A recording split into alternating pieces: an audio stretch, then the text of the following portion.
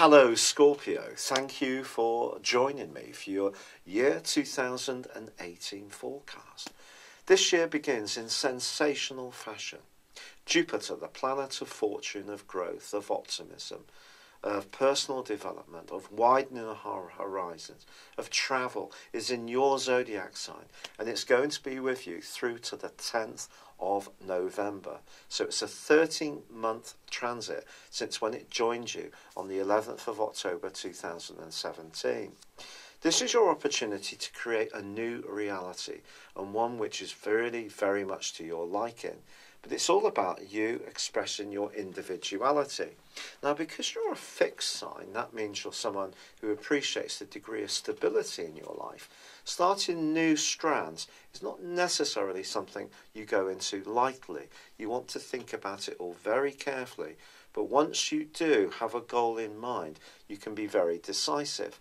And what's going to help you hugely at the turn of this year is that Mars, your traditional ruler, is linking with Jupiter together in a conjunction, which is going to give you enormous courage, thrust, and physical vitality throughout the whole year. But there's more than this, Scorpio, because Venus, the planet of attraction, is going to be joining your sign on September the 6th. And it's going to be with you for 12 and a half weeks of the last 4 months of the year. So this ability to recast your identity in some kind of new, dashing and dynamic way is going to be boosted by oodles of extra charm and charisma. And this can have a real bearing on your love life. And if you're a creative person, can give you a wonderful platform to demonstrate to people what makes you a one-off. But more than this, because there are other key changes. At the end of last year, on the 20th of December, Saturn, the planet of structure, moved into your sector of thinking, of how you have values and how you express yourself. And if you're someone who wants to write a book, start your own blog, make more of technical or digital skills you already have, you want to learn new skills, if you're prepared to really roll your sleeves up this year and really apply yourself, then there's a wonderful opportunity for you out there, not least because the Sun and Venus are combining in the same location at the turn of the year. Your words are going to have a real currency this year. People are going to be very enriched by your ideas, but at the same time, not everybody is necessarily going to agree with what you have to say. And there can be a greater to and fro around your locality, around your neighbourhood, around people who live immediately by you, and people want to share their views to you. And if you're resistant to this, this could create some tensions, not least in April, which is going to be a very hot month. However, also Pluto, your modern ruler, continues its long journey through the sign of Capricorn, joined by Saturn this year, and of course at the turn of the year also by the Sun's combination with Venus. And the two of them are combining beautifully with Neptune. So your ideas and imagination are given even more of a boost. But also Mars and Jupiter are angling up brilliantly to Pluto. So both your rulers are combining to give you a huge amount of leverage as you burst into this year.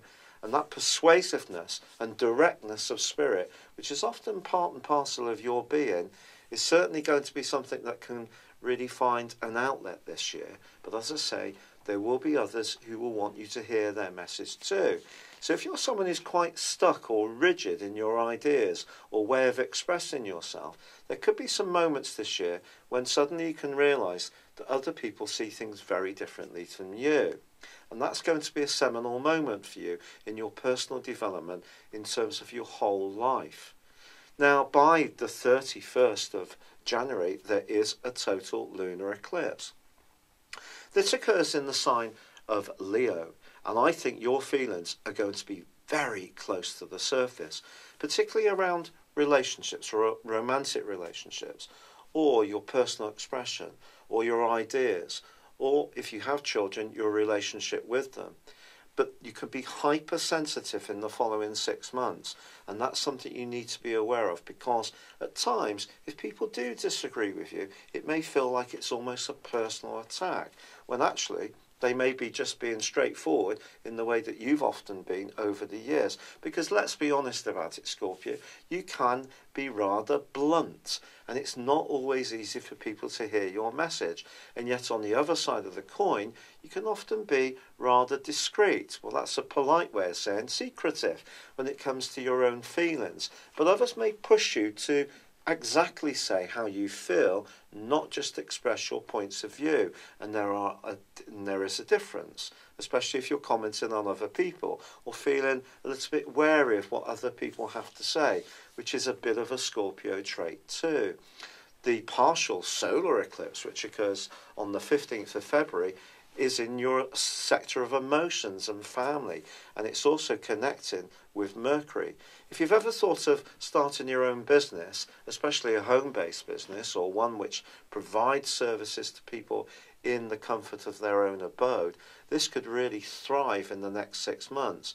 But Mercury in the 4th house can be about circulating ideas rather than actually feeling them, and that's something you need to be conscious of.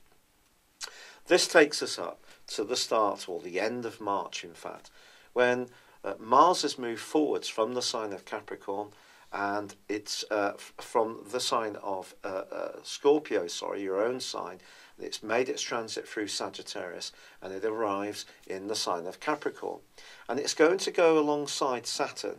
Now, this is going to give you tremendous thrust around your ideas, but also hypersensitivity if anyone disagrees with you through the last 4 days of March and the first 10 days of April. Then on the 18th of April, Saturn goes into a retrograde. Saturn is going to help you to shape your ideas, but also it could see you being challenged around your ideas. So it's retrograde through to the 6th of September, maybe a time when you start to get more information coming towards you rather than you being in send mode. Be conscious of that. And then in the last 10 days of April, your two rulers go alongside one another, Mars and Pluto.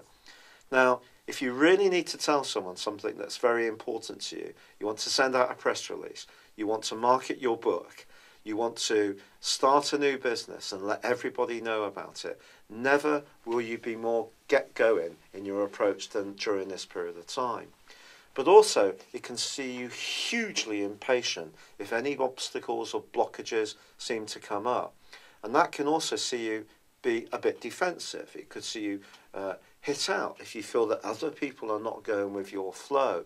But it also can give you an awesome amount of sexual charisma. Now, you're known, of course, as being the red-hot lover of the Zodiac. And certainly I think there's every chance you'll be demonstrating that in this phase of the year if you're fortunate enough to be in a relationship. But maybe your passion is going to come out through ideas as much as in terms of intimacy. But wherever you are getting into relationships with people, I do think it's very important to listen as well as communicate to what they have to say.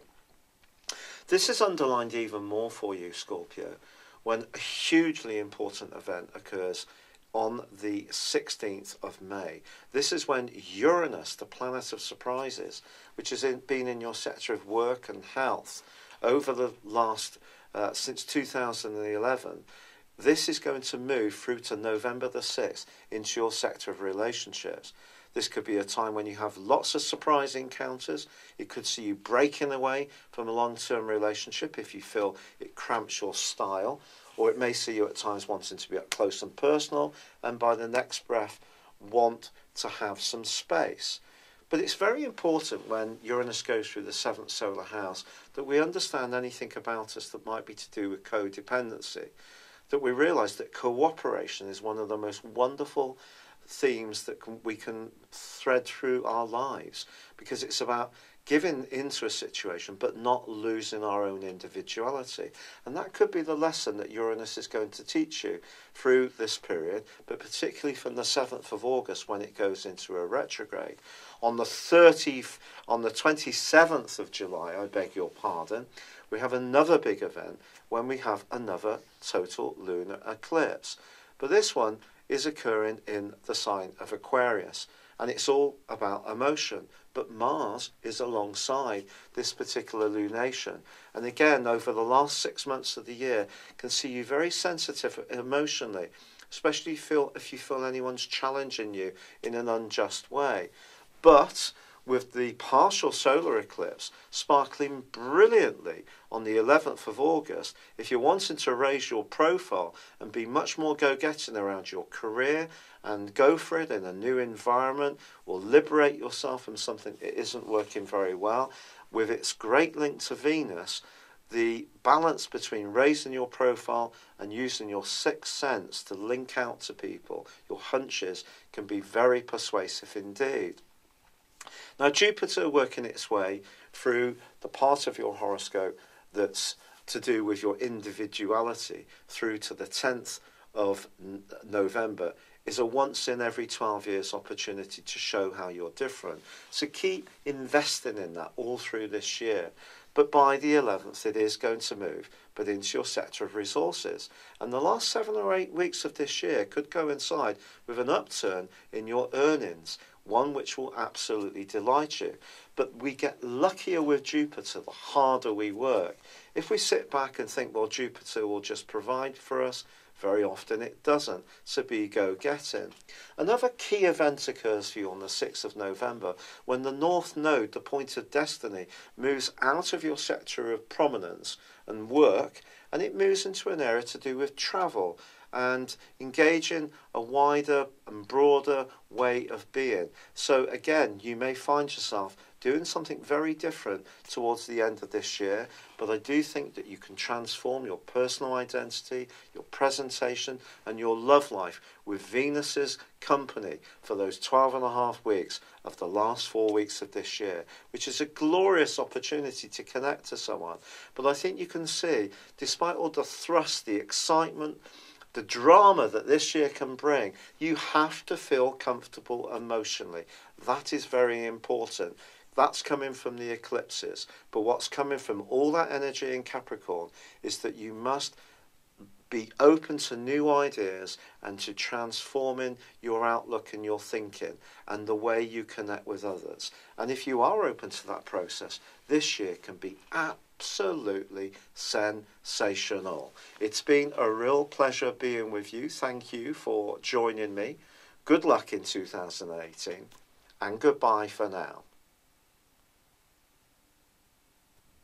Thank you for joining me. If you'd like to know more, please visit my website at www.patrickarundell.com or download my free app in iOS, Google or Facebook at www.horoscope-ace.com. Thanks and goodbye.